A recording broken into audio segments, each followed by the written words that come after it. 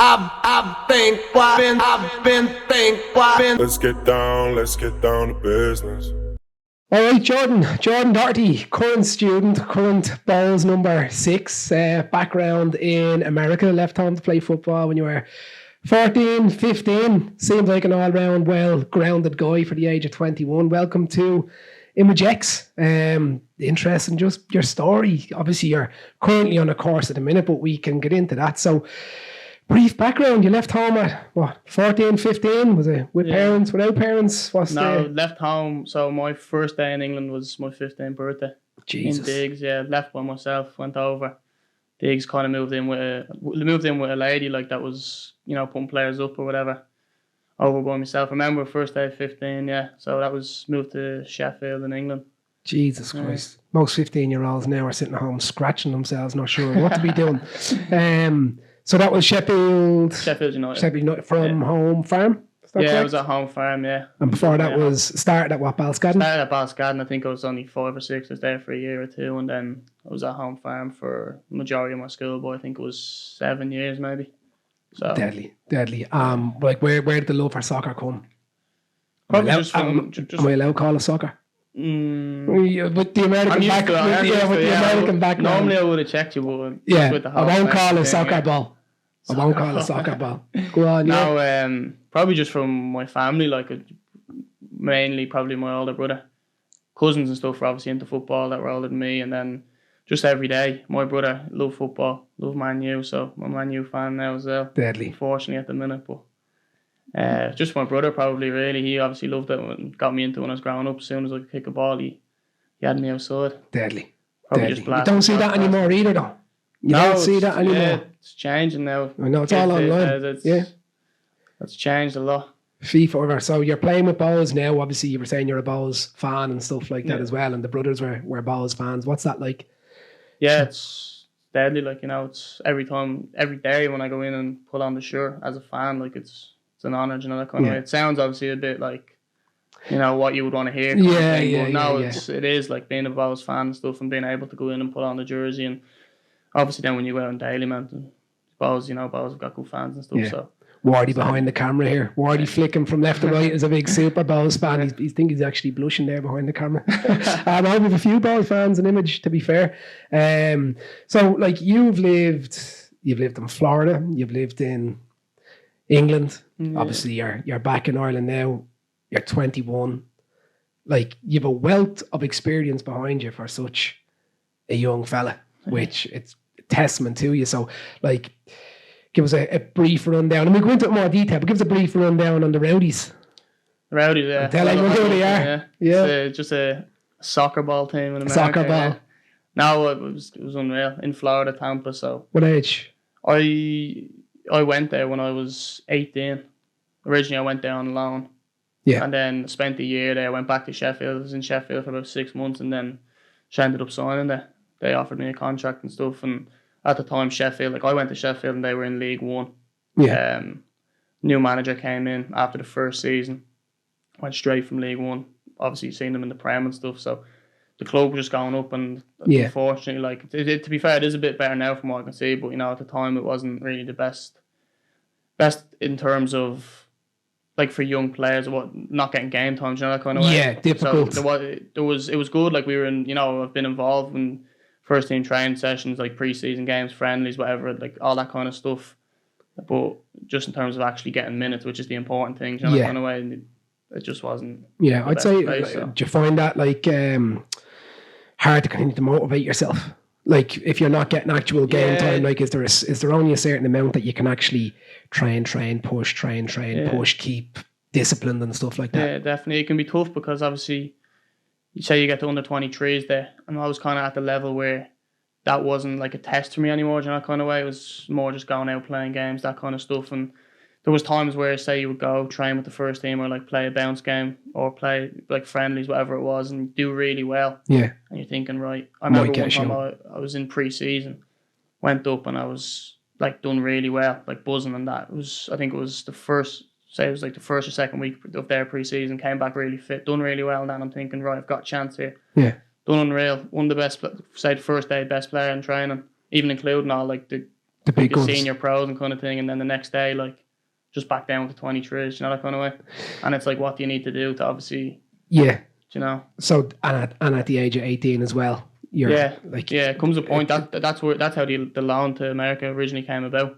I was looking on loan now. I wasn't expecting to go to America, obviously. How does that play out? So from somebody who's always kind of thought about it, if there's anybody watching, so agents involved, or do you just get a phone call? Are you at home? Do you have what's the actual logistics behind how that works? How do you end up just saying, yeah, okay, that's what I'm going to do? Yeah, so the way it happened was at the time I was playing 23s, and it was kind of, I've been playing 23s from like the age of 17 or whatever. Yeah. So I was probably there for a year or two playing 23s and that, and it was kind of at the point where I wanted to go and like experience like first team somewhere football, you know, that kind of, because that's the most important thing, is playing games at first team level. Yeah.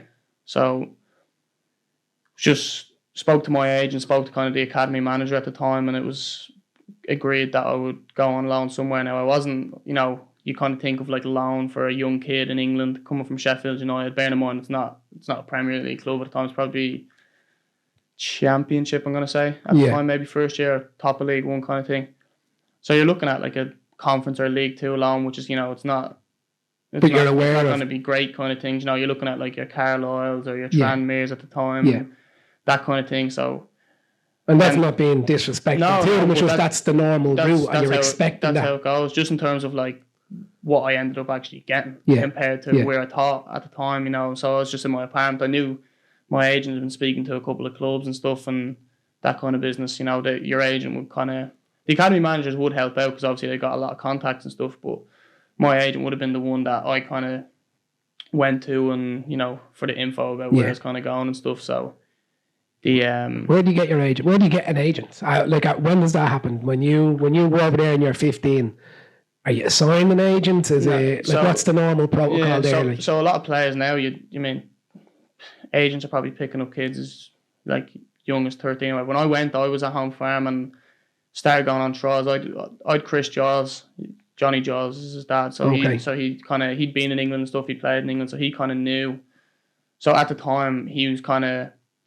There was a couple of clubs like sniffing around and that, whatever, but he kind of like held off because he knew he'd been there and knew. Obviously, at the time, I'm kind of thinking, you know, like I just want to go. I'm seeing other lads kind of my age that are going and doing it. Which now that when I look back, I know it was actually better off what he done for me and kind of holding me back and waiting and giving me. Nice to hear though that he had you at number one and not a price tag. That was probably one of the most important things, you know, because if I had gone to say one of the clubs that were interested at the time, it might have just completely turned out different. Might have went better. But looking back now, I know obviously the reasons behind it and stuff, but which I'm grateful for, because at the time you're a kid, you hear, you know, like a rumour about this club, blah, blah, blah. Yeah. And it's like... You see it in lights. Yeah, you see the lights and you just think, right, this is what I wanted to do. Yeah. But like, luckily enough, he kind of... And do you still in touch? Yeah, not regularly, no, but the odd time I know, I've been meaning to call into him now. I know his son well and stuff. I played with his son growing up and stuff, so I'll definitely give him a shout. Give him a shout later. So you're in Sheffield United. You go and you have a chat with your agent and the academy coach and stuff like that. There, you're expecting maybe, like you said, conference and stuff like that. And then how does the Tampa Bay Rowdies come up? Yeah, so got the phone call. I remember I was sitting in the apartment and just got the phone call off my agent. I'm thinking, all right, he's probably gonna, you know, like I was saying, thinking conference move maybe. Yeah. Hopefully a League Two if I'm lucky, kind of thing. And he's like, oh, Jordan, like, what's happening? What's up? How are you? And all blah, blah, chit chat. And he's just like, how would you like to go and like spend a year in Florida, like on loan? And I was kind of like, you know, a bit shook. Like, that's... And I'd never been to America, and so I didn't know where Florida was. I know, obviously, I knew where it was. I knew it was in America, but it could have been the bleeding upper side of Alaska, and I wouldn't have known. You know, in a way. So it was it was that had me a bit shook. Obviously, you know. Then straight away after, I was on to one of the lads, and funny enough, he had. Don't know if it might have been a couple of days before, and he basically had a phone call, and he was going the opposite way. He was going to Australia. So this is the lad that lived, me and him had an apartment together. So he was going to be gone. So he was either way. Yeah, so he was kind of at the same stage where he was looking for a loan move, and he ended up going to Australia, and I ended up obviously in Florida. But got the call, kind of looked up the club and that, and the manager that was there was Neil Collins. So he's played he actually played for Sheffield United. Funny enough, I trained with him when I was 15 when I first went over, not knowing so it kind of worked out in a mad way. But so he'd been in touch with the academy manager because they obviously knew him from his time at Sheffield United, and it's like, I'm looking for a midfielder, blah blah blah. Have you got anybody that's kind of suited to whatever he was looking for? Bye. So Travis Binion, he's at Man U now, but he'd put my name forward, basically saying got Geordie, he's ready to go on loan. Brilliant. He suits kind of the profile you're looking for. And then the assistant manager was Martin Patterson, who he's played in the Prem for Stoke and Burnley and stuff. So an Irish lad. So he actually played under the same agency that I was with, or I'm still with, and he kind of was getting onto my agent because he knew him, and he was saying, if you got anybody, this is the profile. So obviously the same profile. So it just kind of worked out really, really well. As in the assistant manager got onto the agency he was with, happened to be mine, so it worked that way. Then obviously the manager that was there. Still they got onto the academy manager, and it just kind of clicked. And then I was obviously open to it after I spoke to the manager and stuff. It was how soon did that then happen after you? I kind of agreed to it. Obviously, say we had the phone call, probably agreed to it within the week. Everything was sorted out. Spoke to the manager over there and stuff, sorted all accommodation, that kind of stuff, and then did they tidy all that up? Yeah. The clubs clubs sort that out and stuff, and it's easy for a player really once to kind of sort. Then it's kind of between your agent, club, and the club you're on loan to kind of sort all the stuff. Obviously, my agent will come to me and he'll say, you've got they're going to bring you over, and they'll pay, say, for because loans sometimes wages differ. They said they're gonna give you bonuses, and then you kind of go with your agent and you kind of discuss. It's just kind of the contractual ins and outs or whatever. Sorting the stuff out. Yeah, I wouldn't be involved, but my agent would kind of come to me and say, "Is there anything that you need nailed on?" And then I go to him, and he kind of goes, "Blue M&Ms. I want blue M&Ms in me boot bag every week." So you've decided within a week that you're going to go over, and then how long before you're getting on the plane? Probably within 2 weeks, 3 weeks, because you're just getting. Then it's just a matter of the visa. Just going into the American embassy, getting kind of clearance, getting your working visa and stuff. Straight down to the chemist for some passport photos. Exactly. Yeah. That's mental. So with the clubs, because they're such a big organisation there and stuff, they kind of, they have people. They have people that would kind of do that kind of stuff for them. And so what about the family? Fast. What about the family back home putting in a phone call to say, listen, I know I'm only 45 minutes away in a plane and I can hop over, but listen, America's after popping up and I'm thinking about doing it. And so that they're pushing you to go, saying, so it's good for you. I rang my mum, rang my dad and stuff, and it was just kind of we just had the conversation about if it's what I want to do kind of things, that they obviously, if I had said no and stay, they would have supported me either way, which is good. But brilliant. They were just supportive, and they just kind of said, look, it's the next step, and I knew that myself, because I knew if I want to play football, I've got to go and experience first team, because I could have just stayed in Sheffield, sat in the academy and trained every day and played 23s, or whatever. Yeah, which is not. It's the best. A lot of people do that, do they? They're satisfied at that level, and it's a habit then. And that's the thing that I'd say to anybody, and I've spoke to younger lads stuff, and it's not so much about the level, as in when I went to America, didn't know much about anything over there, kind of way. Yeah. But was pleasantly surprised by the actual standard there, to be fair. Many Irish shot, and so you've gone and you've it doesn't leave much room for life. Life in Sheffield, I don't know if you had much of a life there, or you obviously have friends and stuff like that. Is everything revolving around the football club, or I don't know, obviously if you've got close friends or partners or anything like that, you just have to get up and leave. And again, you're still only 18 and a half touching 18 going probably just 18 going on the loan. But I think you got to be selfish. That's always just the way in terms of career wise, is you just got to be selfish, and that's as stupid as it is, but when you're younger, I think that's what will separate you from you've got mates and that. And I remember being say even like stupid age, 13, 14, 15, that's kind of the age, like, you know, like you're going on little sessions and all. And I'd always be the one that would never like drink, you know, like half because I was scared of me mom. My mom bait the head off me, but we'll just get rid of the podcast. Yeah, Jesus, she talked for hours as well. So no harm. Do you know, like that kind of just like I've always kind of been that way. Do you know, I've always kind of had like kind of like a voice in your head, and as in like, oh, if I get locked here, like I'm. Of a match tomorrow. Like I'd be the one leaving early kind of thing. And just always been that way. And then it kind of, when it comes to that point, then obviously I'd been in Sheffield, probably 3 or 4 years, made friends, you know, like friends for life that I still speak to now kind of thing. Yeah. But at the end of the day, it's your career kind of thing, you know, so. Yeah, no, I can relate to you on of a match tomorrow, and obviously not the same level and a different sport and stuff like that, but at that age of 14, 15, 16, being able to have that bit of self-control because you have got a bigger goal in your mind, it's impressive that you actually have that there, and maybe that's where you probably done your maturing.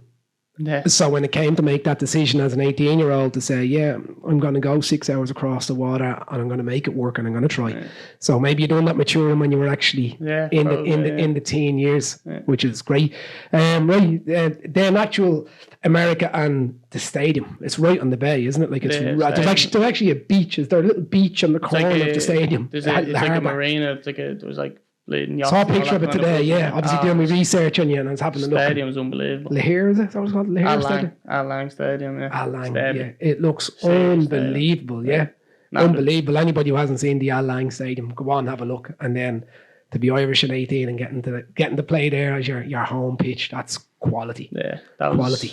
Probably still. I've played in a lot of nice stadiums, but that's probably like a... You know, that just in terms of like location, pitch was unbelievable. Yeah. Like good fans and stuff filled the stadium and that, like just it's unbelievable what stadium. Deadly. So it was a great stadium to play in. Like. Life in America. So good.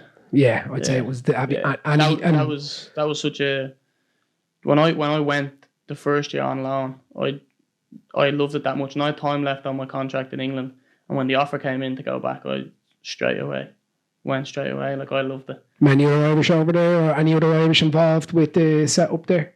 The assistant manager at the time, he was Irish, but other than that, there was no Irish. I was lucky enough. Now when I went on loan, there was a fella from Norwich that went with me, so we ended up in an apartment together over there. We just had a blast. Like you know, we kind of when we were there on loan, obviously we had the football part, but when we were outside of football, we were kind of like, right, we're on loan for a year, kind of thing. Like let's go. Did you get to let the hair down a bit? Yeah. No, at that age, not really. Like there was not as much going out. You know, stuck into a few places and whatnot. But you know, just like we were just kind of like, right, we're off. Like we had kind of a mindset. We were like, right, we kind of do the work in the morning, so we train morning, and then you're done by 12. So then you've got the rest of the day, and obviously depending on the day, not day before a game kind of thing. But we would be like, right, weather-wise as well. Like, let's go to the beach. Yeah. Like we were always active and kind of always doing stuff. Just because we kind of had that. Do you miss it? Yeah, missed the lifestyle kind of thing. Obviously, it's a completely different like lifestyle and stuff, and just like the lads I played with and stuff. You know, made like I met again friends for life over there. People. I suppose you're gonna get that everywhere you go, aren't you? Yeah, especially kind of like you know being in such a like spending so much time together, team environment and stuff. You know, that kind of way you're kind of together like a lot and doing activities together and outside of football and stuff. So you just kind of gel so fast. Even now, like coming to Bows, like I've not been here long, but I'd have lads that I'd be so close with already because you're constantly together, constantly doing stuff. Was it January of this year? January? Is that when you signed? January would have been, Deadly. So, what's it like being home? It's good, yeah. Yeah. It's different. I mean, it's good to be home, like with family, friends, that kind of stuff. Because, like I said, since 15, I've never, be home at Christmas, kind of. Yeah. A little bit of summer, 2-3 weeks of summer. And then you're gone. But then gone again, that kind of way. So it's nice. It's good to go back every day and see friends, see family, and that kind of stuff. Deadly. Right. So obviously you're on a course with ourselves at the minute. You're 14, I think. No, you're not. You're 13. I think 13 weeks. With 4 weeks. In 4 weeks left before your exams. You're doing your course and you're on Saturdays, 10 to 4:30. Obviously, that's to get qualified to be a PT. So, like I said, you don't need to plug image or anything along those lines, but what's the idea behind that is to tie in the PT qualification maybe with what you're doing in the football background or coaching route, or what's the temporary, I suppose, or what are you thinking? Yeah, so I think I had a conversation a while ago with one of the younger players, and I was kind of saying, because now there's a different thing in England where you can't go to England until you're 18. Okay. So a lot of lads are doing their leaving tour and stuff. So it's kind of like, when you go over, make sure you kind of, do something off the court, like besides football, like because you've got so much spare time and that kind of stuff. And I wanted to do stuff in America, but the problem with that was just kind of it was tough because it's so different, the education system over there and stuff. So then I was kind of like came back here and I just had spare time and that kind of stuff. So I was like, right, was it kind of something that interests me? And then obviously I'd heard of the course. I know a lot of people that have been through the course anyway, and I heard of the course and stuff. Through our own? Yeah. Happy days. So that's kind of how I heard of it and stuff. And then people, well, I obviously signed up for the course, and then I knew it would benefit me in terms of a lot of the stuff is, stuff I would kind of be around every day and hear of every day, that kind of way, but to actually come in and understand it and know how to what's happening on the inside. Yeah, that kind of thing was what interested me and stuff, So kind of just at the minute, in the future, obviously, to have the qualifications and stuff to... If you ever need it. Yeah, if I ever needed it to, it's a short career that I have anyways, that kind of way. So it's something that I'd look to do after, yeah. I'd love to own my own gym kind of thing, but kind of more of a sports-specific kind of gym kind of train. Yeah, kind of, because a lot of time when I would come home, I'd be running the roads, that kind of way. So I've always wanted to come back, and they had them in America, to be fair, to come back and kind of have a sports-specific gym for say football or for athletes kind of thing. So something you can nearly model it on. Yeah, one thing where one thing could be a gym, big huge gym, but then in the next room over there's an AstroTurf with nets, so you kind of could put on a footy session. I get you. Yeah, that kind of way. Yeah. So could be onto something there.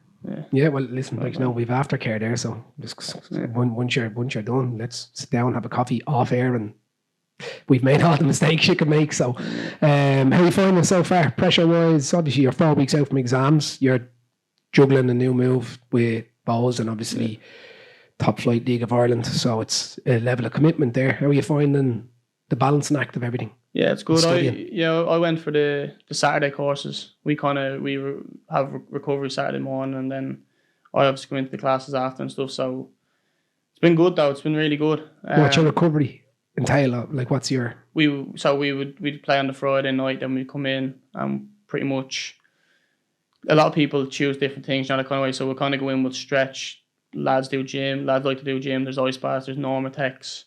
People like to bike. Just kind of, everyone's got kind of a program tailored to what they enjoy and what they like, So just depends on you really. But I love an ice bath and a bit of gym. Fair play. We might get a few in here. So then you're jumping into the course? Yeah, so then I'll fly down into the course and kind of go from there really, yeah. How are you finding the online side of things? It's all right, yeah. Yeah, it's different because obviously, last bit of education I done was probably in Sheffield, as in we had to do BTECs and A levels kind of stuff when we went over. But yeah, it's just sitting down and doing it, that kind of way. It's actually giving yourself that hour or two to do it. I just kind of think, just get to the table. That's the first step. Just get there, and then once I get going, I'm all right with it. That kind of way. So once I get going, I actually enjoy it. That kind of way, and I'll sit there for a while and stuff. But it's all right. Yeah, it's good. Would you be more of a nighttime watcher or daytime if you were to say start studying? I know a lot of people prefer it at nighttime when they're flaked in bed. They'll put the earphones in. They might watch a half an hour on the skeletal system, or just as a little catch up. Or do you daytime sit down study because you're used to doing it that way? Or I probably should be a daytime because we train in the evenings, but I'll always leave it till the evening. Last thing at night. Yeah, after training, come in. Yeah. Because I don't know, I've done it a couple of times before training, and you just when you're sat at the table for an hour or two, and you end up feeling a bit tired, kind of groggy, that kind of way. So I just wait. Yeah. Get back in from training. It's the beauty of online though. It's the beauty of the theory being online is that you can do it whenever. And it's impossible to miss a lecture because you're able to touch back over. You're the class, obviously you're used to being in football team, so you're used to being in groups and stuff. Coming to exams now, you've got 4 weeks before your exam, so everybody's probably starting to get a little bit nervous now, but you have Larkin. Larkin will have you as well prepped. Yeah. No bullshit with Larkin. No bullshit. How are you finding Larkin? Yeah, I love Larkin. Yeah, he's deadly. Really good. Really good teacher. He makes it a lot of stuff easy to, there's big words in the course and that kind of stuff, but it makes it easier for everybody to understand, Good. So, yeah, he's good, no bullshit. He's funny. Yeah, he's a funny lad, looking. But I've really, really enjoyed, like, having him as a tutor. Yeah, good. But you know what, like, when we were setting up this, the podcast, obviously this is just one-on-one with myself and yourself, but, like, the likes of Larkin's knowledge, boy, his personality style, like, it's getting... say yourself, someone else, Larkin, maybe Johnny, and those conversations just flowing. That's going to be key to it. Like I said, we don't want to sell image, it's a chit chat. So anyway, that's enough about image as you know yourself. If you're stuck for that, and just ask us anyway. What's the story with Tom Brady's super yacht? Heard you tried to get on it one time. Tried to get near it. You won't get near that thing. Not a hope, is there? No, yeah, they won the Super Bowl. What was it? 2021, yeah, last year. Yeah, they won it, and had a big parade out on the water on all their boats. Well, all the boats follow. All the boats just follow him and the team on their own boats. They've all got boats. They're all loaded. They've all got their own boats. So people just trying to kind of get. And you was hopping a little fishing boat and said, "We'll do it." Yeah, little dinghy in the water. Like Deadly. It was good though. Yeah, it was good time over there. Yeah, it's mad. As soon as he came, like, it was different. Yeah, it was different. Yeah, and like I said, I tried to do as much as I could over there. So I've been to American football games and stuff, and I don't know what other teams have got, like, as in I've never been to one apart from, like, the Bucks game and stuff, but when he's there, like, people go to see him, like I did. I know a lot of lads did as well. Buying the jerseys he has the Ronaldo effect at times. Exactly. Maybe the same. The Ronaldo effect. Huge over there.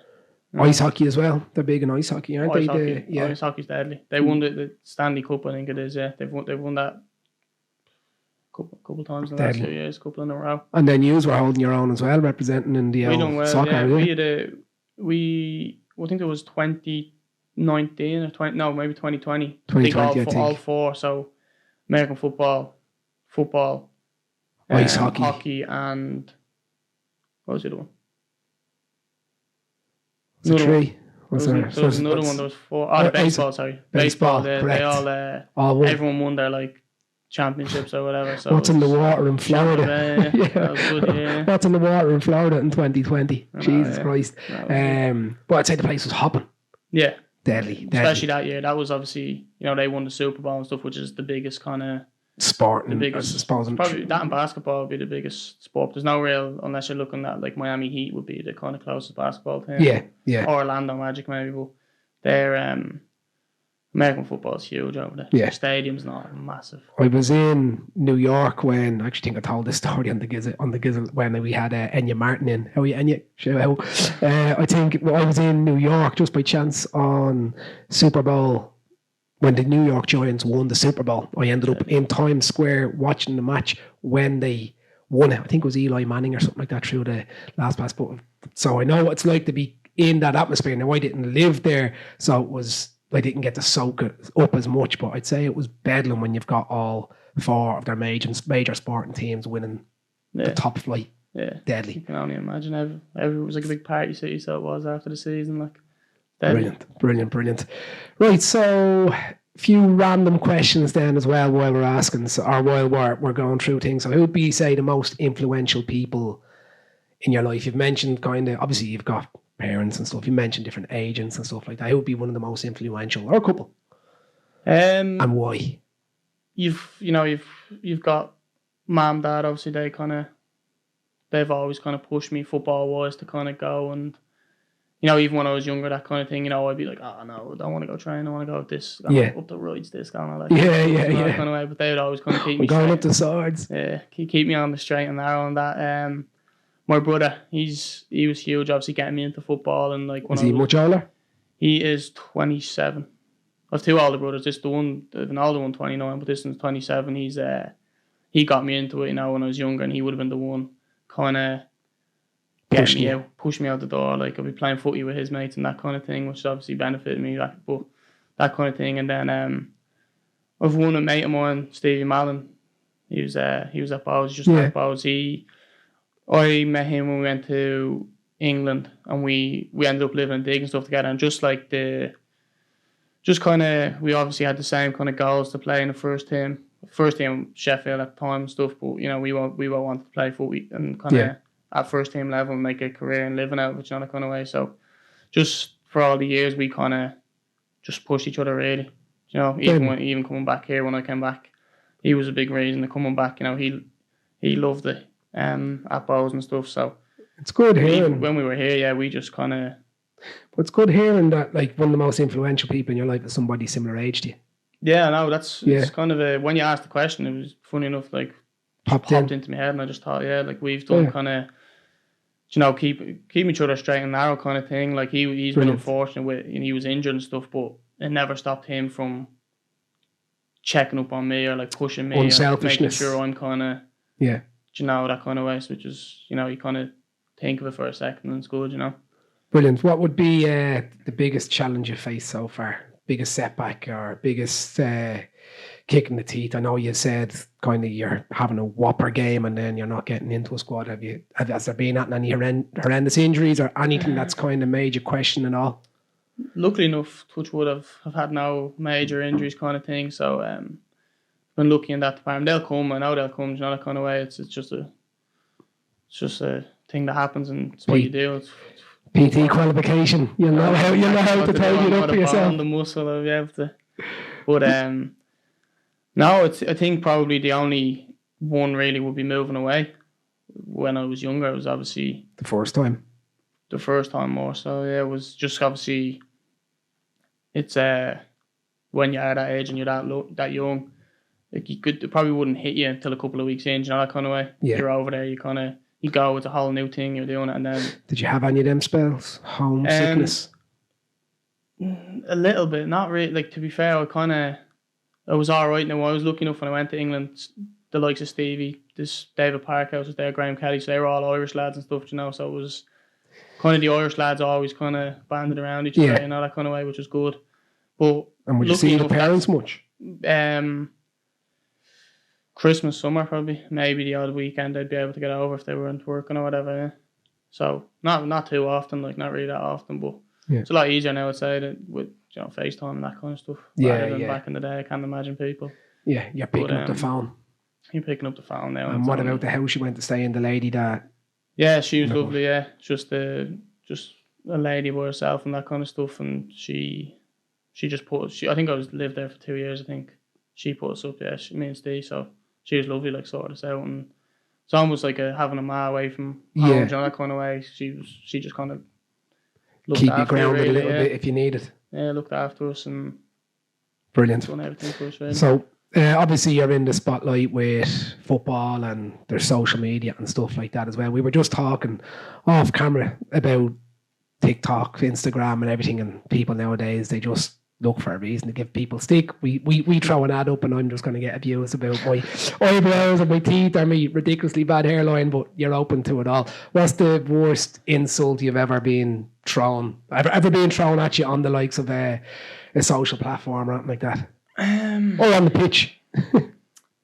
See, on the pitch is different because you wouldn't think it, but you just can't hear anything. Yeah. Fair, I remember look back now, and it was one of the best things. I got sent off in a game in Louisville, and Louisville would be quite a big club over there. Like they'd have like 12 to 15,000 fans at a game, like sold out and stuff in the stadium. I got sent off. Now. Intense. Wasn't a sending off. Got sent off anyway. What'd you do?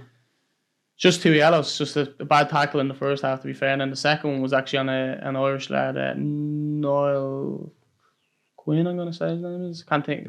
Big tall lad, about 6 foot. He'd be probably 6. I just heard the word Niall Quinn. He'd be about 6'2" or something, I'd say. But anyway, he fell over, and he was an Irish lad. And I think when he heard me arguing, he actually came and stuck up for me and stuff. But it had already been done then, and just walking off there, you're getting dogs abuse. It was great. It was great. It was at the time, head's gone. Like you're just trying to not kind of give them a bit back or whatever, but. Looking back, that was deadly. But luckily, I've never really had any kind of...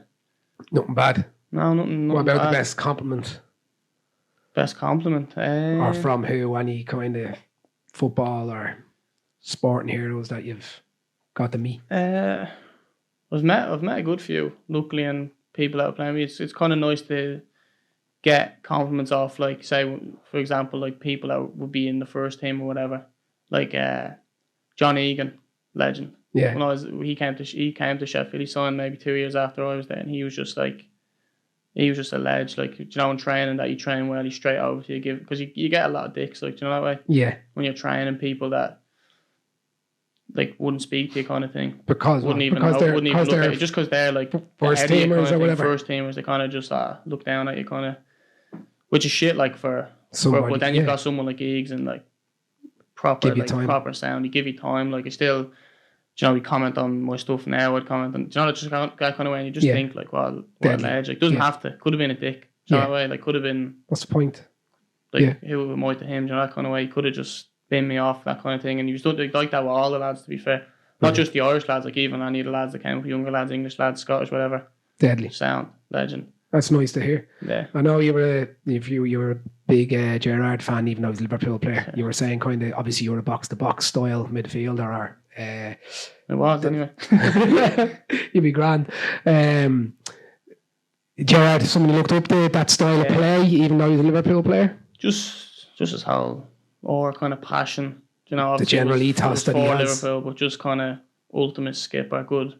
Tell like just by how he played, good professional, that kind of thing. Do you know what I mean? Yeah. Do you think he's carried that into management then? Looks a little bit that way, doesn't it? Yeah, it looks alright. I've seen the fine list was leaked. Have you seen that? The Villa fine list? No. It looks quite strict. Yeah, I've seen it on Twitter there the other day. Is it? Yeah. Any good ones on it? Just kind of a lot what you expect, but just a lot very pricey, we'll say. Is it? Obviously, they're making. Do you ever have to do any of that? And do you ever get fined for it? Yeah, well, every club I've been at, I've had every week. Every club I've had has fine lists and stuff. Yeah, really. Give us a just typical all example. sorts of stuff you'd have. What's the maddest one you've ever seen? Don't touch Tom Brady's boat. What's the maddest one I've ever seen? A lot. You just get a lot of childish and stupid stuff. Like it's just stuff to like worst trainer kind of stuff. Yeah. Like that's a stitch up because sometimes it'll be one of them where like I could be the worst trainer, but that one of the boys is going to react, and there'll just be people getting fined left, right, and centre. And what would a typical fine be? That kind of stuff. Just different at every club. Different at every club. A lot of, like a lot of players like wouldn't want to take a lot of money off players just because that's just how some groups that have been. But like, different fines, different things. Like I remember like Sheffield, we had one that was like if you get megs in training, so if you get nuts in training, brilliant. I think that was like a tenner or something. Tell Johnny he owes me a tenner. I nutmegged Johnny in the main room of the gym. Yeah, we have it somewhere on Instagram. Right, Johnny owes me a tenner. Yeah. Brilliant. Anybody ever kick off about a fine? Lose the rag? You get people that don't pay fines. You get people, and there's a lot of time I've experienced anyway. The way it goes, if you have a £50 fine, say by the end of the week your fines go up £50. You've got to say you get it on a Friday, so Monday to Friday. That's it. You've got the weekend, say till Monday morning to pay your fine. If you don't, it gets doubled. Who's the enforcer? And the enforcer now is Kieran Kelly. Big lad. Deadly. Get the big lads to do it. Yeah. Deadly. But get me in here for debt collection, will you? Yeah. No, he's out at the minute. But yeah, it's normally the biggest lad. Deadly. The most intimidating kind of. Who's the best player you've ever played with?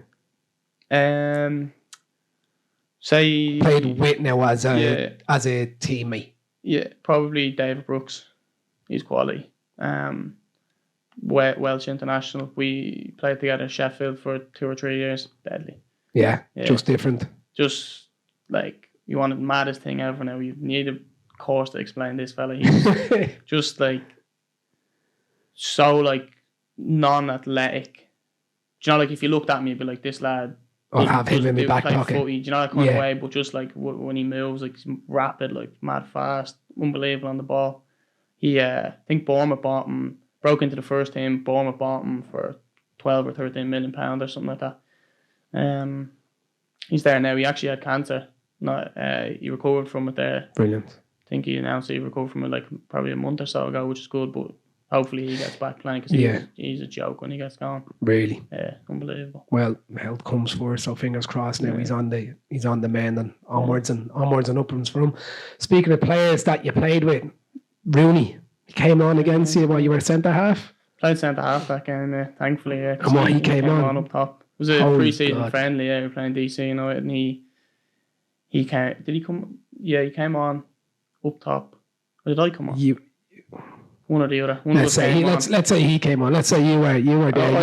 You were starting. I played centre half. Yeah, he came on. Yeah, he came on. But now just so I remember, because obviously I'm a big Man U fan and that, and then just I remember chatting and I turned around and he just like jogging straight past me, and I was just kind of like, wow. Holy God. Yeah, do you know, just literally just starstruck. And I never get starstruck, as in, like, I've played against other players. Like, That's mental. that would be on kind of the similar kind of, you know, like, I've played like Higuain, but you never looked at him like, Yeah. He played World Cup finals and that kind of stuff, you know, that way. But like, what's he like? Is he big, Rooney, in front of you, like what you're expecting to see, or is he just seem normal? You seen he was chill. Like, I was chatting to him for a couple of minutes after the game, so I've got a picture. Like, he sounds like he was, to be fair, probably dead on and that. Like, but he was a baller. Like, even then you could see, like, it was good. It was interesting to see, because we were kind of like, obviously we knew he was going to play that kind of thing, and we just kind of like, we're looking at him. You could see he was different. Like, his touch, his passing, his awareness. That he's just different. Like, even if he was getting a bit older at that stage, but he's just different. Like, he's. So if he's back in the honest question now, right? Completely honest question. So he's your centre half. You're standing there. He's backing into you. Then I would just say there's a keeper going for a long kick, and Rooney's head is right there. How does the hair transplant look? Because I might be in the market for one soon. I don't know. The sunlights are quite bright there. Throwing any elbows, so. The beach chair. Yeah. He's gone back to manage. He's gone back DC to DC now as well, isn't he? He's gone back there. So, I mean, he must have loved it there. Yeah, I think I was he's watching. Gone back, because obviously Derby's a huge club, and I think he done well there. They obviously had a bit of financial difficulty, which didn't help. But if he's gone back there, he must have, must have enjoyed it. Family. Well, look, I've been a Liverpool fan. I'm not a super fan, right? Like that. I like watching good football, so like I wouldn't be devastated to see United do well or anything like that. I like good footballers, but he seemed to like it there. Like, I watched an interview with him going over to DC, and you could just get a sense of him that he's being completely honest. He's not there trying to chase money or anything like that. So I hope it works out for him. Same as Gerrard. I think players of, obviously I'm a bit older than yourself, but players of sort of Gerrard, Rooney, they're my own generation. So love seeing them going into management and doing well. And your starstruck moments then, obviously it doesn't have to be playing with the player or against the player, just in the general football lifestyle. Being out or being around or anything like that, anybody that's just sort of in different level. I mean, I've played again. Nanny as well. That was probably another one. I think that might have been the same pre-season. I think it was. It wasn't as crazy as Rooney, but obviously Nanny was like a bit of a Man U legend and that. Yeah. Just played against a lot of good players. Like Inter Miami when we were there, Higuain was there. Matuidi won a World Cup and stuff. Deadly. Like, just these kind of. That was really good, because a lot of them players, they tend to go to America when they get a bit older and that kind of stuff. And say a lot of it is for the lifestyle. Give them a shout. Listen, lads, we've been here. I'm here 2 years now, lads. If you need any advice, give me a shout. Yes, Jordan Doherty on Instagram.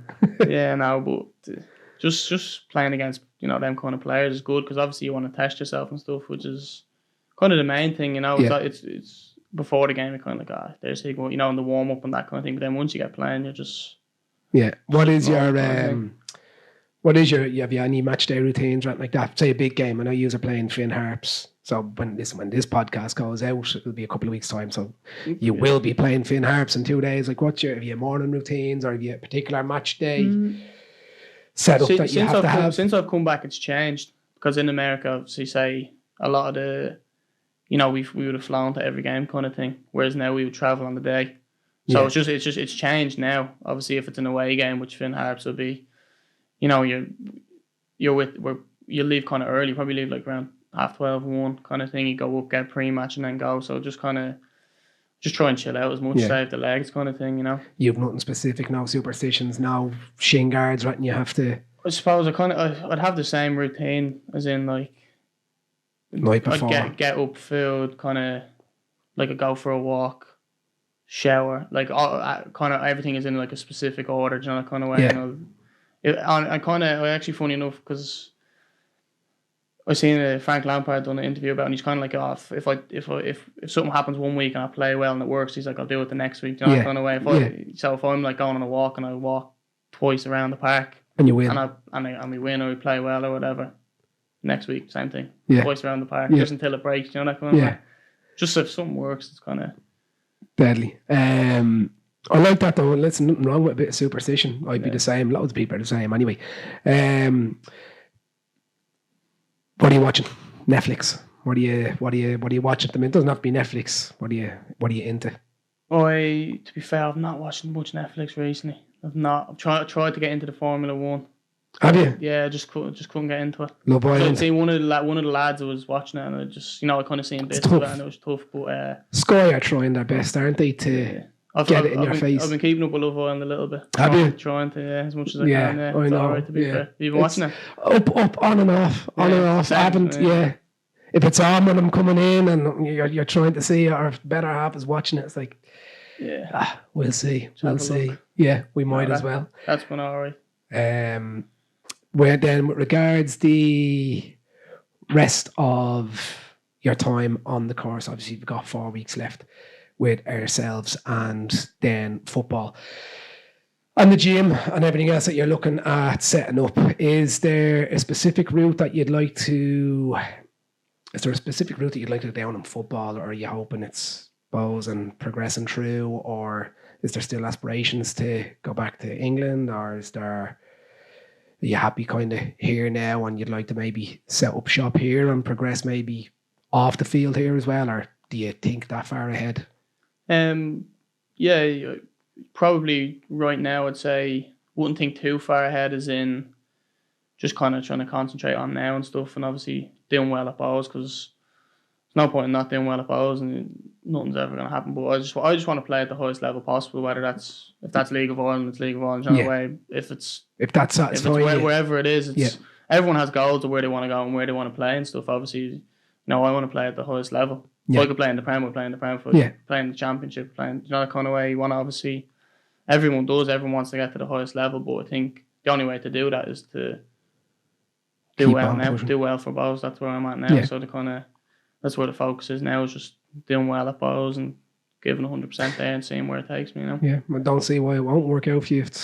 You've done it in America. You've come back here now. You wake up tomorrow. You've won 10 million. What are you doing with it? There's a random one thrown in there. That's a great question. What am I doing with it? What are you doing with it? You still playing ball? You family? I don't know. I think I'd still play ball, but I'd probably first thing I'd do is obviously sort the whole family out. Yeah. Straight away. Sort myself out, gaff car. What car? That kind of thing. What are you thinking? What do you like in car wise? I'm going big. I'm going for some, probably talking Bugatti or something. Big, what is it, Urus? Lambo, the big Lambo truck. Probably go for one there. That'd be alright. Yeah, big bright. A fully electric Tesla or nothing, no? No, big Lambo truck, bright orange, baby blue, one of them. Something flashy. Deadly. Defo. Deadly. Food wise, what's the number one dish? What can you not go without? I love a good spaghetti bolognese. Do you? Yeah, if that's made proper. What's proper? In just your more meat. Yeah. Just she knows what. Whatever she does. Yeah, whatever she does. What she does, but when it shows up on the plate. Yeah, my man's the same with lasagna. We have Johnny. I don't know if you're watching your online videos, you'll see Johnny in all your videos. So Johnny's pestering my mother for a lasagna. Yeah. So man, when you see this, get that lasagna on for Johnny, will you? He's famished.